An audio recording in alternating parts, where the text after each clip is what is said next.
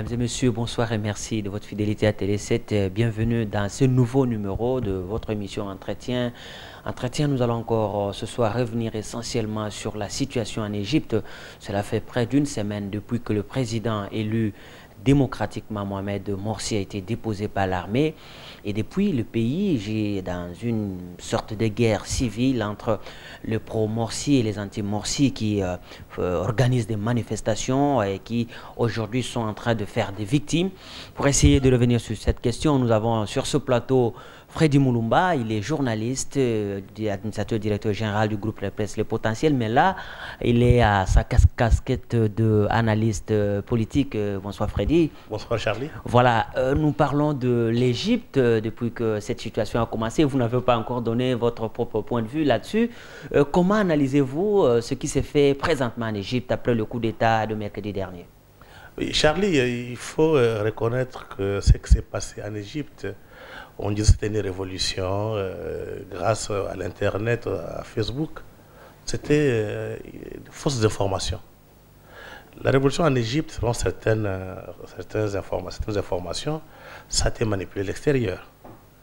Il y a un ouvrage publié par quelqu'un de la Mossad. Le Mossad, c'est le service secret israélien. Que durant cette révolution, il y avait un espion israélien, mais aussi américain qui était dedans, qui suivait de plus près. Il a été arrêté par le service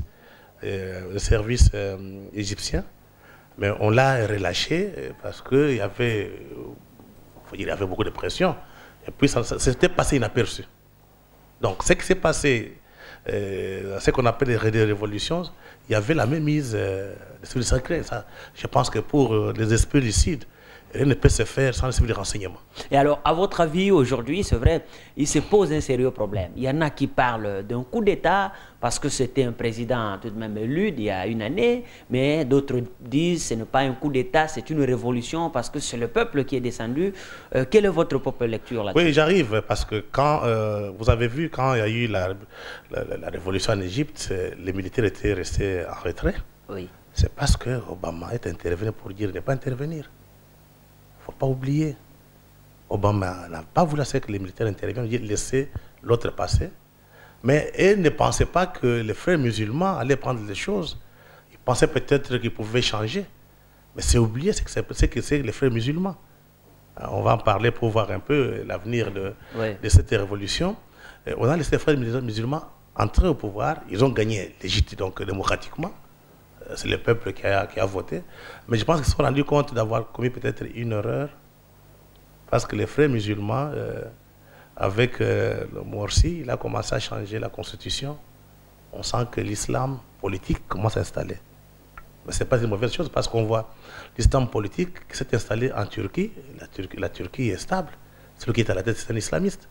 Mais il n'a pas, comment dirais-je, déranger un peu les autres. Ouais. Il y a quand même liberté de presse, l'économie marche bien.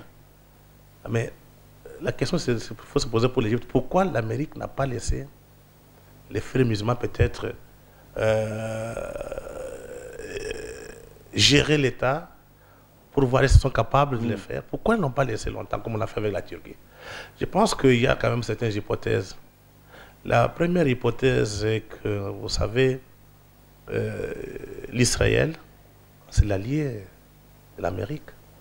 Et vous savez, si on ne contrôle pas, ou bien s'il y a beaucoup de gouvernements islamistes, ça menace la civilisation d'Israël. Et n'oubliez pas le Soudan. Le Soudan est dans les mains de l'islamiste. Vous avez l'Égypte, la main islamiste. Peut-être demain, c'est l'Algérie. Partout, c'est l'islamiste. Donc, la survie de l'Israël sera menacée. C'est un allié de taille pour l'Amérique. Deuxième hypothèse, je pense que l'arrivée de Samantha Power, qui était déjà dans l'entourage d'Obama, mais aussi de Susan Rice, peut-être ça quelque chose dans ce qui se passe en Égypte. Parce qu'Obama, très souvent, avant de prendre des décisions, il réfléchit beaucoup. Durant la guerre, durant comment dirais-je, la révolution, il y avait des tendances.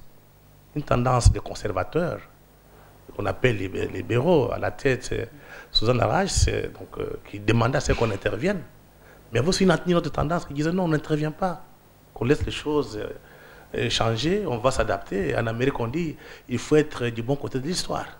Donc il faut laisser les choses fonctionner et puis prendre, donc accompagner.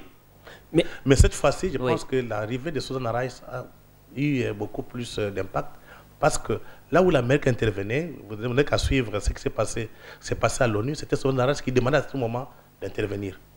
Donc comme maintenant elle est proche d'Obama, je pense qu'elle a beaucoup influencé, mais l'Amérique se place du mauvais côté de l'histoire. Il a fallu laisser peut-être les frères musulmans faire ce qui s'est passé aussi en Tunisie. Donc, quel pays ici? En Turquie. Oui. Parce qu'on a vu qu'en Turquie, la démocratie s'installe petit à petit, bien que ceux qui sont à la tête sont islamistes. Donc, à votre avis, on ne peut pas considérer aujourd'hui la demande populaire, notamment avec des manifestations qu'on a vues à partir du 30 à la place Tahrir, où des milliers de personnes sont descendues dans la rue. Ça, ce qu'ils l'ont fait parce qu'ils étaient manipulés ou poussés par une force extérieure? Charlie, il ne faut pas oublier que l'Amérique est en difficulté, l'Occident en particulier. On parle d'un déclin. Je pense qu'aujourd'hui, il est difficile que l'Amérique, superpuissance, contrôle tout le Moyen-Orient. Ça commence à échapper. Comme ça échappe, quelquefois, il faut créer des chaos. C'est ce qu'on appelle la stratégie du chaos. Créer les chaos pour contrôler la situation. Ce qui se passe en Syrie n'est pas effet du hasard. Ce qui se passe en Irak, même en Égypte. Il ne faut pas aussi oublier que l'Égypte, sur le plan géostratégique, il est très important. Par là, comment passe le canal de Suez, vous avez la mer Rouge qui tend vers l'océan Indien. Vous avez la mer, comment on appelle ça, la mer Méditerranée, qui débouche sur l'océan Atlantique. Donc, c'est un pays important pour le monde occidental. On ne peut pas le laisser dans les mains n'importe qui. Il faut quelqu'un de sûr. Mais ils ont oublié que l'opinion commence à peser. Il est difficile qu'une dictature, soit islamiste, tout comme une dictature militaire, puisse tenir longtemps sans l'adhésion du peuple. Alors, si on doit revenir sur la révolution elle-même, révolution au coup d'État, ce qui s'est passé le mercredi dernier, comment on peut arriver à interpréter ces rôles de l'armée égyptienne qui, chaque fois, est toujours appelée à jouer le rôle d'arbitre? On a vu avec le président Sadat, on a vu dernièrement quand on a déposé le président Moubarak, et là, c'est le commandant en chef des armées qui vient, qui annonce une feuille de route, qui dépose le président élu. On peut dire que cette armée a une force particulière. Non, je pense qu'en Égypte, pour certains spécialistes, c'est que joue fort, c'est sur l'esprit de renseignement. Je pense que même du temps de Moubarak, il y avait à peu près 30 000 gens de service. C'est eux qui décident. L'armée n'est qu'un instrument. Donc, sur le plan démocratique, il y a eu un changement, mais sur le plan institution, l'armée est restée, les sont restés. C'était normal, comme les services travaillent toujours avec d'autres services, que la CIA passe par là pour influencer, à ce que les choses bougent là-bas. C'est un coup d'État. On peut raconter ce qu'on peut raconter, mais c'est un coup d'État. Mais qui est malvenu. Parce que les frères musulmans, par rapport aux islamistes algériens, les frères musulmans ont toute une histoire. Une histoire. Il ne faut pas oublier que ceux qui ont tué Sadat, c'était les frères musulmans, qui étaient infiltrés dans l'armée. Donc penser que l'armée est laïque, c'est une erreur grave. Donc nous entrons dans une période d'incertitude. On ne saura pas contrôler ça. Que ce soit les Américains, même personne ne saura contrôler la situation. Parce que comme ils sont engagés, ça fait à peu près 50 morts. Ça ne va pas s'arrêter. Ça ne va pas s'arrêter. Et vous savez, l'islam, c'est différent d'autres religions. Les gens préfèrent sacrifier pour aller au paradis peut-être. Donc, il faut s'attendre à une situation difficile. Je pense qu'Obama a pris une très mauvaise décision de faire ce coup d'État en Égypte. Une très mauvaise décision. Je pense aussi, c'est une leçon pour nous qui sommes au sud du Sahara. Il y a des gens qui estiment qu'ils peuvent rester éternellement au pouvoir. Le monde est en train de basculer. Il y a des mutations. L'Occident est en train de connaître un déclin. Donc, pas un déclin comme tel. Il reprend sa place qu'il avait avant que la Chine ait des problèmes. Vous avez d'autres puissances qui émergent. Donc, le monde est en train de bouger. Et là, ceux qui vont tenir sont les élites qui vont lire les signes des temps. Savoir qui sont les clés. Qu'est-ce qu'on peut faire pour que chaque peuple, chaque civilisation, chaque État retrouve sa place. Mais quand on arrive en Afrique noire, c'est une catastrophe. Il y a encore des gens qui pensent à l'ONU, qui pensent que les problèmes peuvent être résolus à l'extérieur. Or, ceux sur qui on compte sont en difficulté. Oui. Vous ne voulez pas attendre que l'Amérique vienne régler vos problèmes quand l'Amérique a des problèmes. Donc, je pense que cette période d'imitation pourra permettre à certaines élites africaines qui sont encore lucides de se prendre en charge. Alors, la guerre civile, elle est véritablement inévitable parce que les deux partis, notamment les pro-Morsi et ceux qui contestent sa légitimité, ne sont pas prêts à lâcher. Alors, est-ce que là, on ne va pas droit vers le mur? Parce que la transition elle-même connaît déjà des problèmes, parce que déjà la désignation du Premier ministre ne fait pas l'unanimité. Je pense que comme Morsi est en vie, Oui. je pense que la meilleure façon de faire, c'est de les récupérer. Les récupérer, mettre le pouvoir. Mais c'est un peu de réduire parce qu'il était aussi... C'est que Morsi n'a jamais géré.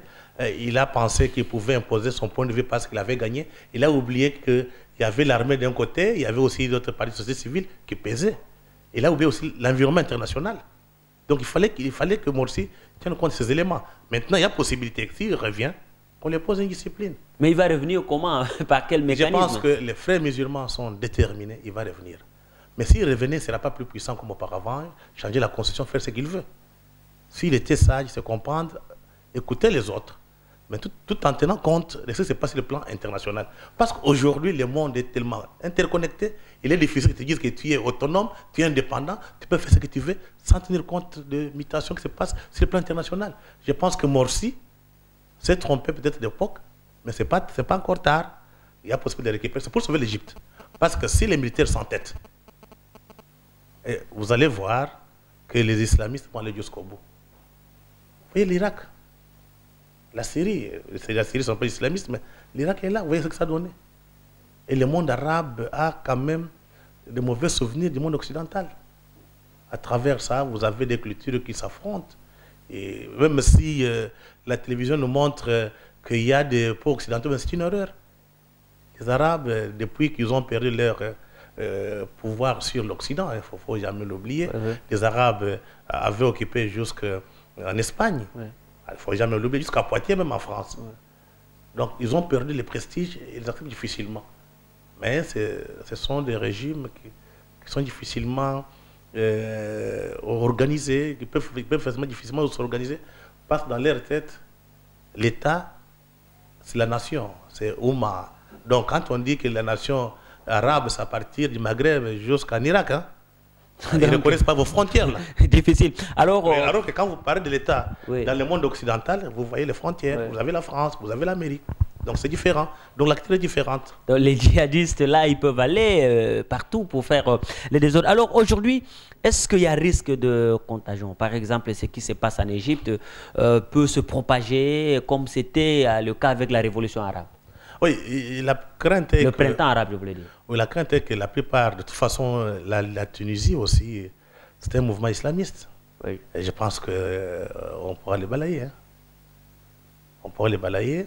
Le Maroc aussi, il y a le Premier ministre vient de ce mouvement. L'Algérie, ça c'est l'armée qui détient les pouvoirs.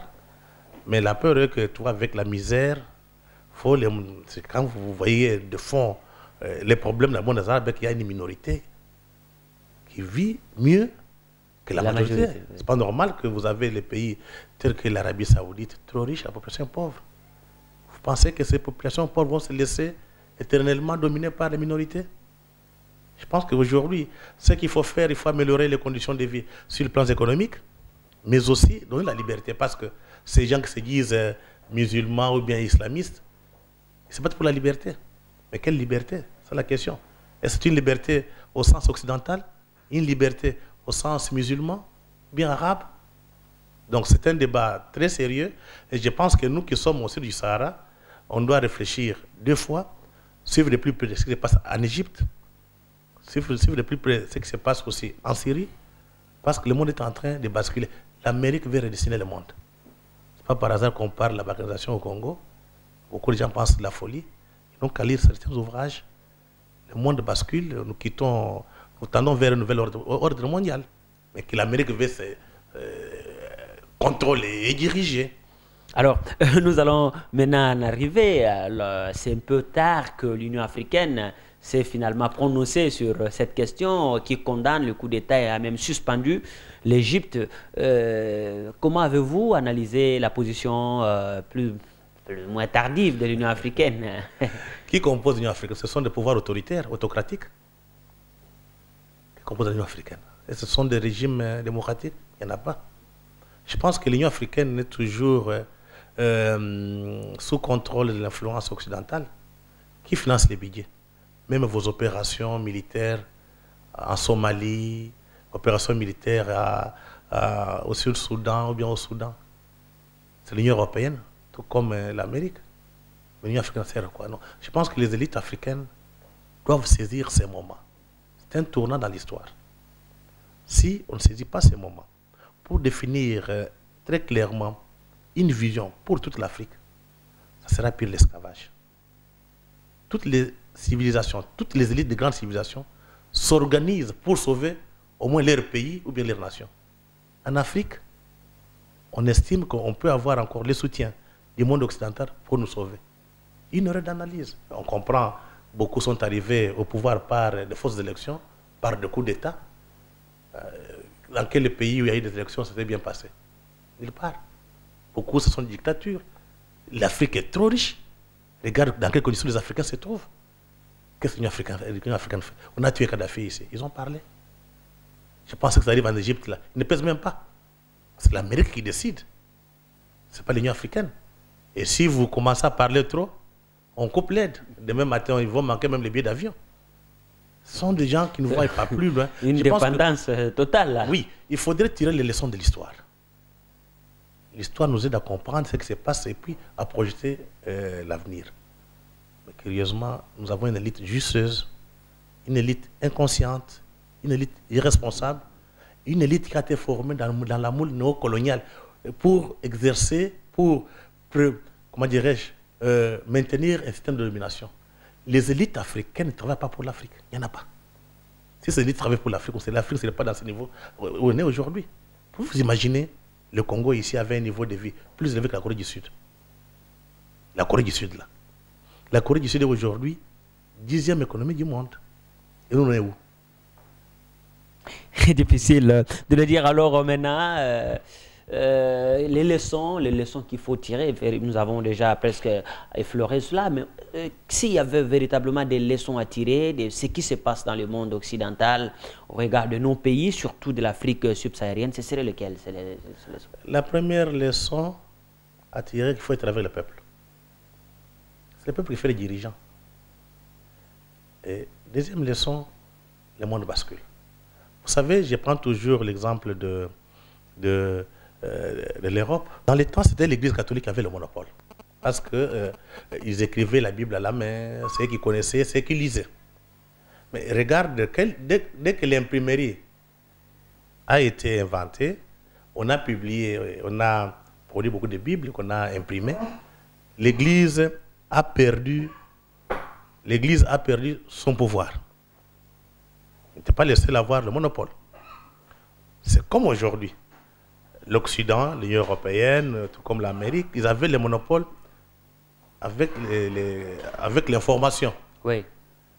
C'était la télévision. Ils contrôlaient tout. Mais avec une nouvelle technologie, c'est terminé. Nous entrons dans un autre monde. Et les peuples qui sont conscients se préparent pour s'adapter. Ça ne sert à rien de s'opposer. Ça ne sert à rien. Donc il faut s'adapter à ces mutations. C'est important. Parce qu'aujourd'hui, vous venez de suivre Assange avec Wikileaks. Oui. Un individu qui fait trembler la grande puissance Amérique. Vous venez de suivre encore l'autre qui est l'espion là. Oui, oui. Il fait trembler l'Amérique. Il y a un problème. Et en dehors de ça, Morales, vous avez vu, il commence. Donc, le pouvoir de l'Amérique est en train d'être contesté sur le plan international. Donc, c'est une réalité, c'est un fait. Mais ça ne veut pas dire qu'il faut que le monde devienne instable. Non. Il faut qu'on, peut-être, moi je dirais, nous tendons vers un autre monde peut-être qui pourrait être harmonieux parce que la Chine, qui est une puissance qui émerge, n'aime pas l'affrontement avec l'Occident. La Chine évite l'affrontement avec l'Occident. Et elle donne toujours l'impression d'avoir l'affrontement militaire. Oui. Pas la violence. Mais il y a d'autres affrontements sur les plans économiques. Oui. Donc, ils ont toujours... Il va se qu'on est dans un monde harmonieux, où il y a moins de conflits, ça ne va pas terminer. Au moins, les gens peuvent vivre calmement. Peut-être, on verra ce que l'histoire va nous réserver, on tendra vers ce monde. Mais les problèmes, c'est dans le monde arabe où c'est lié à leur histoire. Hein. Quand vous lisez l'histoire du monde arabe, qui a été publiée par Ibn Khaldun, il a publié 3 tomes de Al-Makina. C'est là où vous comprendrez ce qui arrive aujourd'hui au monde arabe. Ils sont toujours divisés. Ils sont toujours battus entre eux. Vous avez les chiites, vous avez les sunnites, alaouites. Et ces confessions religieuses posent des problèmes pour la modernisation du monde arabe. Beaucoup sont restés conservateurs, ils s'accrochent à des valeurs un peu dépassées alors que le monde évolue. Quand quelqu'un a vécu en Occident, il ne va pas retourner encore chez lui, au village, se comporter comme un villageois. C'est un homme transformé. Son imitation, il faut moderniser. La Turquie a réussi. La Turquie a réussi, on le voit aujourd'hui. C'est une puissance régionale. Aujourd'hui, la Chine a réussi. Vous avez l'Iran. L'Iran est très loin. Elle a réussi. Mais les pays arabes ont des difficultés. Quand on dit les pays arabes, c'est l'Iran, l'Irak, le Maghreb. Ils ont beaucoup de difficultés. Mais la Turquie a réussi. Il y a un État, il y a une stabilité. Vous avez l'Iran. Mais quand vous venez en Irak, Koweït, tout ça. Alors ça pose problème. Ils ont du pétrole, ils n'en profitent pas. Ils préfèrent peut-être être utilisés par les Américains parce que les pétroles saoudiens, c'est une arme pour l'Amérique. Mais alors aujourd'hui, je vois les enjeux sont tellement énormes et que apparemment nous n'avons pas véritablement la maîtrise certaine de tout ce qui se passe sur la place internationale. Est-ce que nous ne risquons pas, par exemple, nous au Congo, de faire le frais de cette rude bataille entre l'Occident et surtout avec la Chine ou les puissances émergentes? Charlie, ce qui me frappe, vous avez devant vous un livre écrit par Gérard Chalian, Vers un nouvel ordre du monde. Dans cet ouvrage, l'Afrique est absente. Hein? L'Afrique est absente, il y a un problème. Est-ce que les Africains sont conscients? C'est normal que les Européens ou bien les Occidentaux réfléchissent sur ce qu'ils veulent que le monde soit. Ce n'est pas normal qu'eux réfléchissent sur le monde et nous sommes là bras croisés. C'est là où il faut interpeller nos élites, ceux qui ont fait les relations internationales, qui ne viennent pas reproduire ce qu'ils ont appris à l'école. Hier, c'était l'Occident qui menait le monde. Aujourd'hui, ce n'est plus le cas. Il faut une nouvelle pensée, une nouvelle réflexion. Comment l'Afrique va se positionner? C'est la question de fond. Que venir raconter les histoires qu'on a étudiées à l'école. Non. Les relations internationales, en tant que science, entre guillemets, sont basculées par la position de la Chine aujourd'hui. Il faut tout revoir. Que faire pour que l'Afrique se retrouve? Parce qu'on le veuille ou non. L'Union européenne existe parce que l'Afrique est là. Donc, l'Union européenne ne va pas nous laisser tranquilles. Parce que sans l'Afrique, n'a pas de matières premières. L'Europe a de matières premières où? Le pétrole, le gaz, ça vient d'où? Pour la plupart, ça vient de l'Afrique. Donc, sans l'Afrique, l'Union européenne aura difficile à survivre. Donc, apparemment, nous n'avons pas la possibilité ou la capacité de négocier d'égal à égal à tous ceux qui ont besoin de ces matières premières. Je pense que ce sont des rapports de force en relation internationale. Ce sont des rapports de force. Là, ce sont des élites qui s'assument. Les drames qu'on n'a pas les élites ici. Les élites ont été à l'école moderne, l'école des Blancs. Ils reproduisent la pensée des autres. Ce sont des élites qui réfléchissent par procuration. Ce ne sont pas des élites africaines. C'est le drame. Il nous faut des élites africaines qui réfléchissent par rapport aux réalités africaines. L'Afrique a connu des catastrophes dans l'histoire. L'esclavage, la traite négrière, la colonisation. Et nous sommes toujours au bas de l'échelle. On doit s'interroger pourquoi l'Occident, l'Europe en particulier, nous a battus, nous a vaincus. C'est quand vous commencez à vous poser des questions, on ne veut pas dire que on va faire la guerre à l'Europe. Non. C'est s'organiser pour savoir négocier avec eux. Parce que sans l'Afrique, l'Union européenne n'existe pas. Malheureusement, les grands penseurs africains comme de Cheikh Anta Diop, on voit le Modibo Keïta et même de Lumumba qui à un moment donné avait cette vision panafricaniste. Mais aujourd'hui, apparemment, dans le monde actuel africain, je veux dire, on n'a plus de gens qui assument ou qui essayent de réfléchir dans ce sens-là. Non, je pense qu'il y a des gens qui réfléchissent, mais n'ont pas l'accès aux médias. Il faut savoir communiquer, il faut savoir exister. Tu peux être dans ta maison, tu écris, si personne n'est pas au courant que tu as écrit, comment on saura? C'est le cas maintenant. Il y a beaucoup de gens qui pensent, qui réfléchissent, mais ne sont pas connus. Pour le moment, c'est ceux qui nous ont vaincus, qui contrôlent notre pensée, qui contrôlent les idées, qui contrôlent la communication. Mais je pense qu'avec l'Internet aujourd'hui, on peut s'imposer. Si aujourd'hui, on peut facilement contrôler les informations, contrôler tout ça, il y a Internet, il y a Google, vous avez YouTube. Donc le monde est ouvert. C'est pour la première fois dans l'histoire qu'on tend vers une démocratisation de l'information. Oui, oui. Mais il faut en profiter. On n'empêche à personne. Au lieu de pleurer chaque fois, oh, on attend l'Union européenne, on attend l'Amérique, on attend les Nations unies. Moi je dis, mais les gens qui vous ont colonisé, qui vous ont vendu, vous attendez quelque chose d'eux? C'est leur petit-fils. Hein? C'est question des rapports de force. Les jours où les Africains vont s'organiser, ils vont peser comme une masse critique face à l'Union européenne, face à la Chine, face à l'Inde, face à l'Amérique. Ces jours-là, on va peser dans le monde. Il ne faut pas qu'on attende que les autres parlent de nous. Nous devons mettre en place des structures pour parler de l'Afrique. Mais curieusement, les Africains, oh non, on ne parle pas de nous, on ne s'intéresse pas de nous. Non. L'Occident n'a pas intérêt de parler de l'Afrique. N'a pas intérêt. Parce que sans l'Afrique, ce sera difficile que certains pays occidentaux se maintiennent. Très bien. Alors, donc, on va finir cette émission avec un dernier mot, peut-être en une minute, l'avenir de l'Égypte et de l'Afrique au regard de tout ce qui se passe actuellement dans ce pays. Difficile à dire. C'est l'incertitude.